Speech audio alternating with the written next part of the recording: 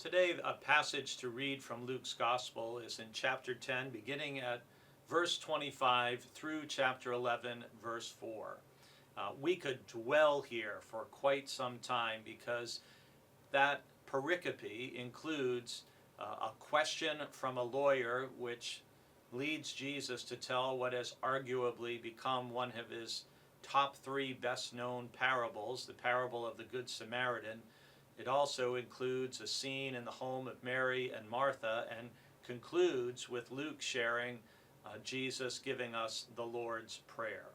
So a lot takes place in Luke chapter 10, verse 25 through chapter 11, verse 4.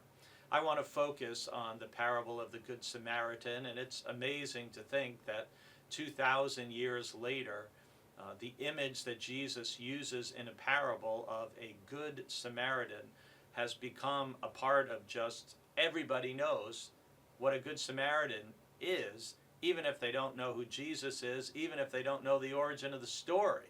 You could walk up to anybody on the street and say, "Hey, what's a Good Samaritan?" And they would likely say, "Oh, that's somebody who helps somebody when they need help." And it all starts when an attorney, a lawyer, a teacher comes to test Jesus. And as we've said before, anytime someone comes to test Jesus, you know it's that person who is the one who ends up being tested. And he asks, "What must I do to inherit eternal life?" Jesus, like a good rabbi, asks him what's written in the law. The attorney's able to quote correctly, to love the Lord your God with all your heart, with all your soul, with all your strength, and with all your mind, and your neighbor as yourself, what we have in the lobby of our church where people walk in. Jesus says, "You have given the right answer. Do this, and you will live." Which tells us it's not enough just to be able to say with words what is correct. We have to do it. And that's why our theme for today is about go and do likewise. The attorney, trying to wiggle out of responsibility for people he doesn't know or doesn't like, asks, "And who is my neighbor?"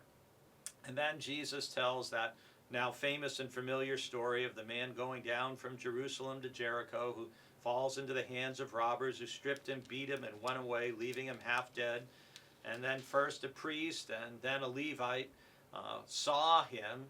It's not that they didn't see the man in need. They saw him and passed by on the other side. But the shocking answer for Jesus' first audience, which would have been fellow Jews, is that it is a Samaritan who comes near, who saw him, who's moved with pity, and he goes above and beyond, bandaging his wounds, having put oil and wine on them to cleanse them, and put him on his own animal, takes him to the inn, tells the innkeeper, "Hey, take care of him, here's 2 denarii, when I come back I'll repay you whatever else you spend."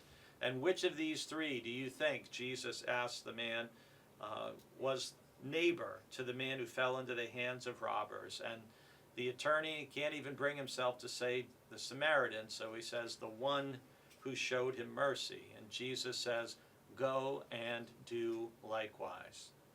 I don't know about you, but I want to be part of a Christianity, a part of a church that is known for going and doing mercy, as Jesus clearly commands us to do in this powerful story of the Good Samaritan.